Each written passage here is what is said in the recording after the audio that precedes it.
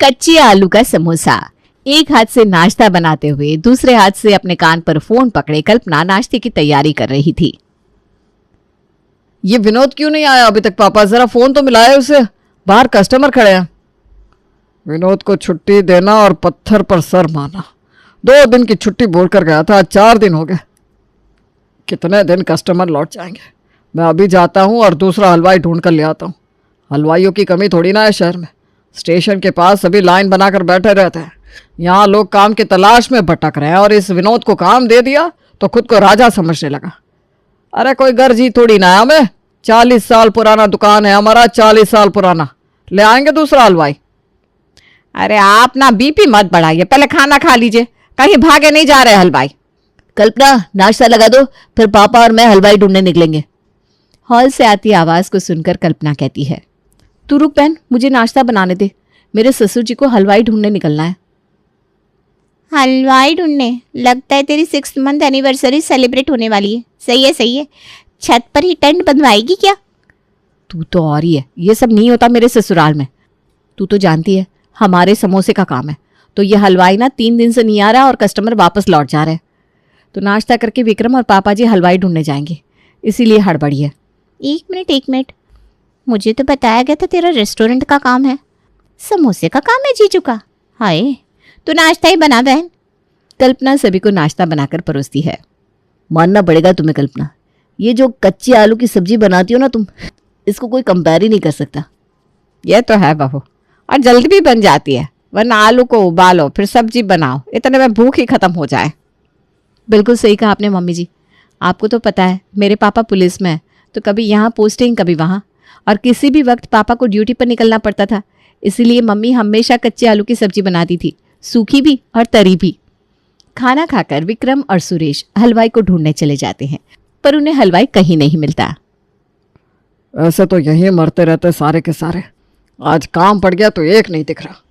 वही तो बात है ना पापा, जब तक प्याज नहीं खाई प्याज सस्ते हैं। जिस दिन प्याज खरीदने पहुंच गए 100 रुपये के हो गए प्याज। अब क्या करेंगे हम, खुद हलवाई बन जाए क्या? विक्रम और सुरेश बात कर रहे थे कि तभी कोई उन्हें पीछे से आवाज लगाता है। अरे विक्रम बेटा, अरे सुरेश। ये आवाज कौन लगा रहा है?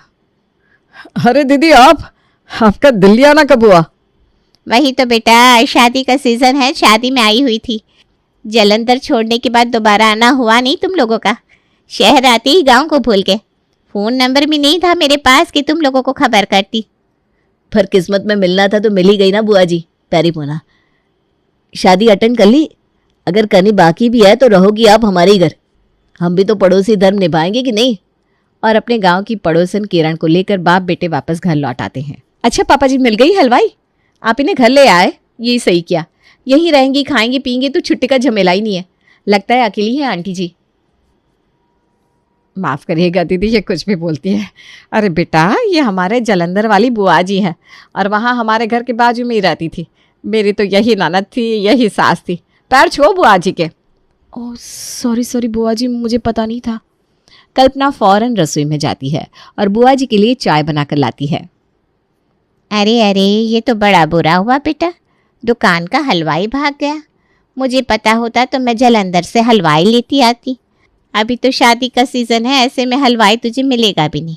कम से कम हफ्ते भर तुझे रुकना ही पड़ेगा। 8 तारीख को लगन ख़त्म हो रहे, उसके बाद लग जाएगा पंचक। पंचक में कोई शुभ काम होते नहीं, ऐसे ही वेल्ले ठल्ले पड़े रहेंगे सारे हलवाई। जाकर उठा कर ले आना। छोटी हूँ दीदी, आपके सामने बोलना तो नहीं चाहिए, पर पंचक तो अच्छा समय नहीं होता। अशुभ समय में नया हलवाई लाना ठीक रहेगा क्या? ये लो कर लो बात।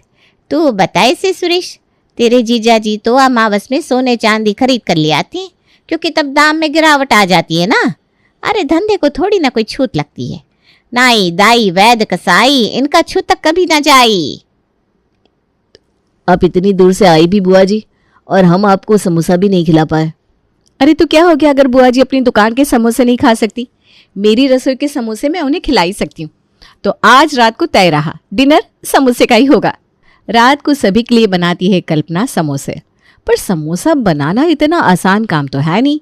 यहाँ वो 2-2 समोसे सभी को परोसती है कि सभी फिर से समोसे मांगने लगते हैं। छा गए बेटा जी, छा गए। बहुत अच्छे समोसे बनाए आपने बेटा जी। अरे तो और लीजिए ना बुआ जी। कल्पना बेटा और समोसे लिया। फिर से आलू चढ़ाने पड़ेंगे, मसाला तो ख़त्म हो गया है। सब खाने पर बैठे हुए हैं, क्या करूं क्या करूं। कच्चे आलू का मसाला बना दूं क्या? जब समोसे फ्राई होंगे तो अंदर के आलू भी सीज ही जाएंगे। ट्राई करने में क्या जाता है, अपने ही लोग हैं, पसंद नहीं आए समोसे तो उबले आलू के समोसे बना दूंगी, तब तक आलू भी उबल जाएंगे। ये ठीक है। कल्पना एक ट्रायल लेकर कच्चे आलू के समोसे बनाकर अपने घर वालों के सामने परोसती है और वहीं खड़ी रह जाती है। समोसे चखते ही सभी उसका चेहरा निहारने लगते हैं। ये क्या समोसे बना दिए तुमने कल्पना? लगता है ज़्यादा ही दिमाग लगा दिया मैंने। वापस ले जाती हूँ समोसे विक्रम जी। अरे वापस क्यों ले जाएगी? और ऐसे ही समोसे लेकर आ। इसके पहले तूने जो समोसे बनाए थे ना, उसमें वो बात नहीं थी बहू जो इसमें है। आज तक मैंने ऐसे समोसे नहीं खाए, वरना समोसे खाकर मेरा मुंह फिरने लगता है सीने में तेल तिर रहा है। पर इस समोसे में तो ऐसा कुछ नहीं लगा मुझे। क्योंकि इसमें मैंने अपनी अलग रेसिपी ट्राई की है।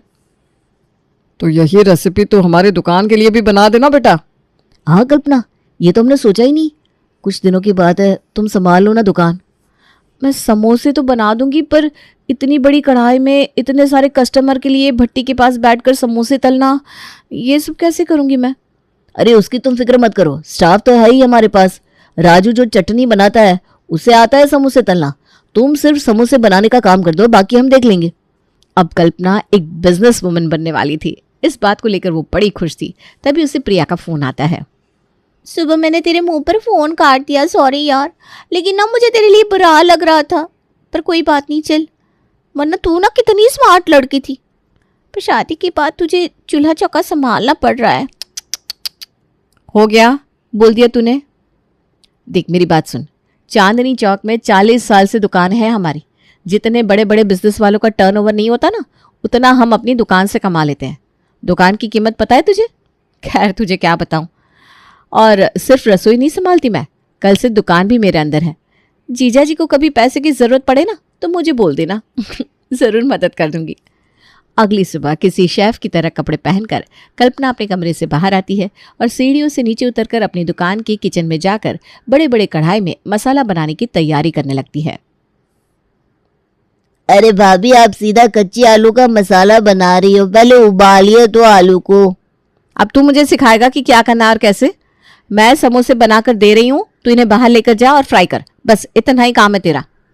गणेश जी का नाम लेकर कल्पना बनाती है समोसे का पहला स्लॉट। हे गणेश जी महाराज, मेरी रक्षा करना, सभी को पसंद आ जाए समोसे। फिर एक और दुकान खोलूंगी, कल्पना की, कल्पनाएं नाम की। हर तरह के समोसे होंगे उस दुकान में। हाय कसम से कल्पना, अगर तेरे सपने पूरे हो गए और तुझे मास्टर शेफ से कॉल आ गया तो? कल्पना अपने ख्यालों में खो जाती है और कढ़ाई में पक रहा मसाला जल जाता है। अरे भाभी, रसोई में ध्यान चूल्हे पर होना चाहिए, किसी और चीज़ पर नहीं। मैं फिर से आलू काट देती हूँ। सुरेश की दुकान खुलते ही बाहर इतनी लंबी लाइन लग जाती है मानो मुफ्त में समोसे बांटे जा रहे हो।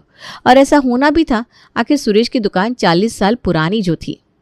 पूरे 5 दिन के बाद आज शटर उठाया दुकान का आपने।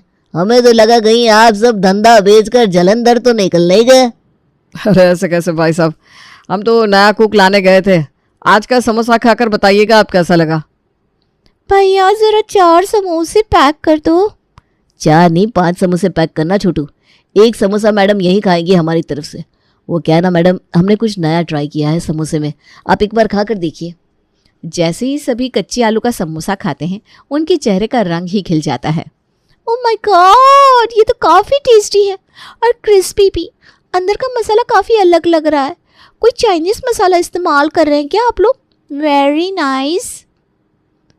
सच में सुरेश, 5 दिन दुकान बंद करके शेफ ढूंढने का तेरा ये आइडिया तेरे बिजनेस को 4 गुना बढ़ा देगा। ये पकड़ मेरे भाई का नंबर, उसके ऑफिस में पार्टी है, रात को बात कर लेना कितने समोसे भिजवाने हैं। हाँ, अब मैं लेता हूँ ना अंकल। हाँ, लाइए। कल्पना के कच्चे आलू के समोसे तो चल पड़ते हैं। चल क्या पड़ते हैं, दौड़ पड़ते हैं बिना रुके। बेचारी कल्पना सिर्फ समोसे ही बनाती रहती है और ऐसे ही बच जाते हैं 12, घड़ी के भी और कल्पना के भी। और 4 घंटे के लिए दुकान की शटर डाउन हो जाती है। कल्पना जैसे ही सीढ़ियों से ऊपर चढ़ती है, उसकी सास कहती है, अच्छा हुआ तू आ गई, मैं नीचे ही आ रही थी। अरे तुझे दुकान जाना था तो नाश्ता बनाकर जाती। यूं सज सवर कर कमरे से निकली और सीधा सीढ़ियों से नीचे उतर गई। नाश्ता पूरा मुझे बनाना पड़ा। अब चल दोपहर के खाने की तैयारी कर। ऊपर आते ही विक्रम और तेरे पापा जी खाना मांगने लगेंगे। मैं खाना बनाऊं मम्मी जी? हाँ तो तू नहीं बनाएगी तो कौन बनाएगा? देख रही है दीदी आजकल की बहुओं की हरकत। 2 मिनट दुकान क्या गई, कह रही है मैं बनाऊं। अरे शाम को दीदी के दोनों बच्चे बहुएं पोते पोतियां सब आ रहे हैं, पूरी तैयारी करनी है, चल जल्दी। मुझे पता है आप क्या सोच रहे हैं। असल में सुरेश और विक्रम ने तो कुछ काम किया ही नहीं था। असली काम तो कल्पना कर रही थी। सुबह 6 बजे से 12 बजे तक मसाले बनाना और समोसे तैयार करना, और उसके बाद भी दोपहर का खाना बनाने का जिम्मा उसके ऊपर ही था।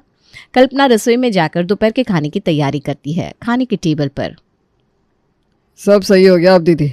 बड़ी टेंशन में थे हम कि कैसे सब कुछ होगा, पर भगवान की दया से कल्पना ने सब संभाल लिया। आप तो ऐसे कह रहे हैं कि सब्जियां यही काटती है, यही उबालती है, यही मसाले बनाती है और समोसे तलने के बाद कस्टमर को पैक करके भी देती है। ऐसा तो नहीं है ना?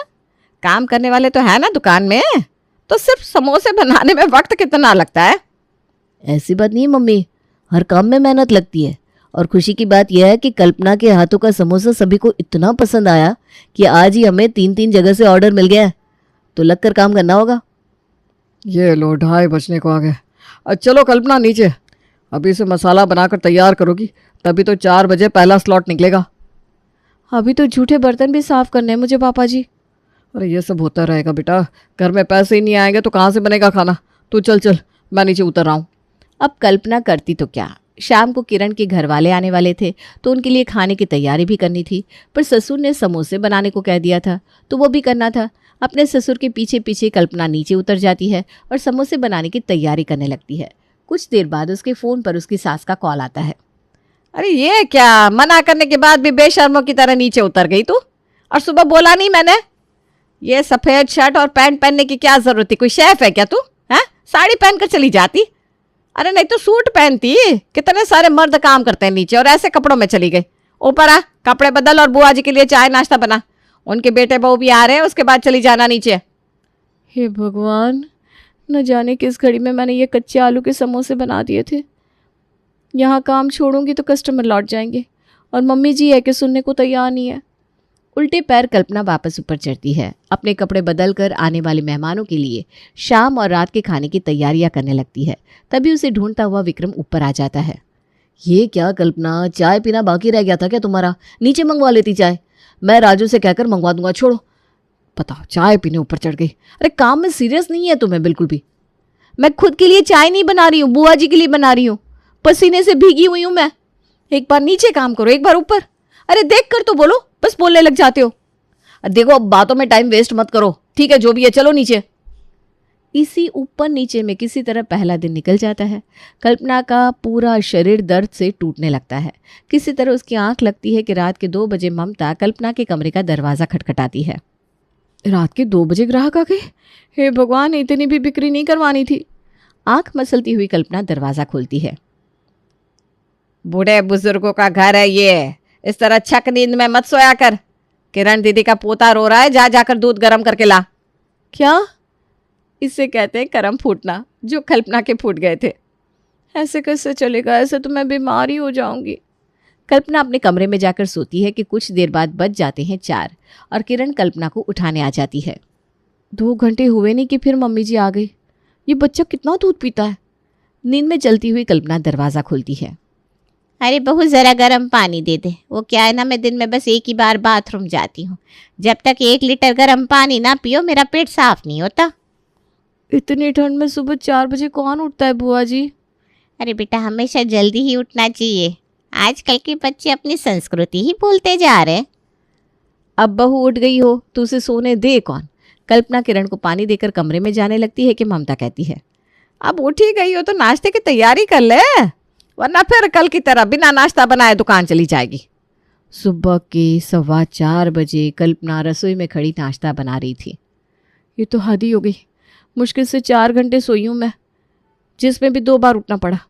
सभी का नाश्ता बनाऊंगी, फिर नीचे जाकर समोसे बनाऊंगी। माना कच्चे आलू से समोसा जल्दी बन जाता है, पर मुझे 4 लोगों के लिए समोसे नहीं बनाने, 400 लोगों के लिए समोसे बनाने हैं। नहीं भाई नहीं, ये काम मुझसे नहीं होने वाला।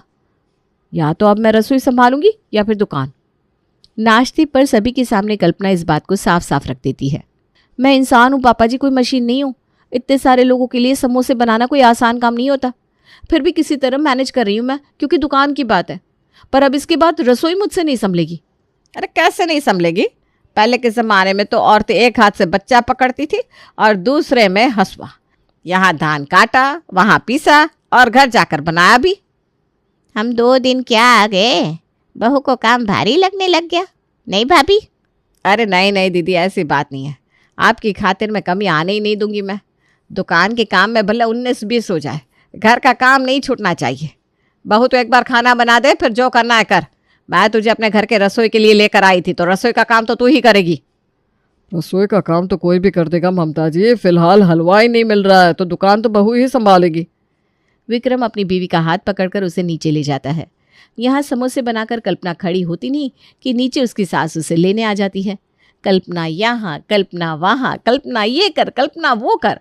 और इस सब में सीढ़ियों से उतरते वक्त ही कल्पना का सर घूम जाता है और वो बेहोश होकर गिर पड़ती है। ये आजकल की लड़कियां सच में फूल चढ़ी है, देखो कैसे बेहोश हो गई। बोलना तो नहीं चाहिए मम्मी जी, पर ये फूलझड़ी नहीं है और ये कोई मशीन भी नहीं है। मशीन भी इतना काम करेगा तो उसका इंजन घिस जाएगा। मैं भी देख रही हूँ आंटी जी किस तरह कल्पना को रसोई भी संभालनी पड़ रही है और दुकान भी। हलवाइयों की तरह काम करना पड़ रहा है इसे। कल्पना को रेस्ट की ज़रूरत है। सही कह रही है भाभी आप, पर कल्पना अगर रेस्ट करेगी तो दुकान। कुछ देर बाद कल्पना को होश आता है। अपनी रेसिपी को सीक्रेट रखने का कोई फ़ायदा नहीं है पापा जी। इस रेसिपी को लेकर मुझे राम के घर नहीं जाना। मैं राजू को बता देती हूँ कि मैं कैसे समोसे बना रही थी कच्चे आलू के। राजू और बिंदिया मिलकर मसाला बना लेंगे, बाकी थोड़ा बहुत मैं मदद कर दूंगी। तभी दरवाजे पर विनोद आता है। माफ कर दीजिए मालिक, बहुत बड़ी भूल हो गई। वो क्या हुआ कि मेरी बीवी भाग गई थी, इसी के चक्कर में मैं लौट नहीं पा रहा था। पर अब सब ठीक है, मैंने ना दूसरी शादी कर ली है। समोसे का मसाला तो विनोद ही बनाएगा, वो भी बहू रानी की स्टाइल में। और क्या था, विनोद अपना काम संभाल लेता है और कल्पना रसोई। Hello friends, thanks for watching this video. अगर आपको ये वीडियो पसंद आया है तो प्लीज लाइक, सब्सक्राइब, कमेंट्स करें इस वीडियो पर और हाँ, शेयर करना भी ना भूलें। और भी मजेदार वीडियो देखने के लिए नीचे दिए गए बेल आइकॉन को दबाएं।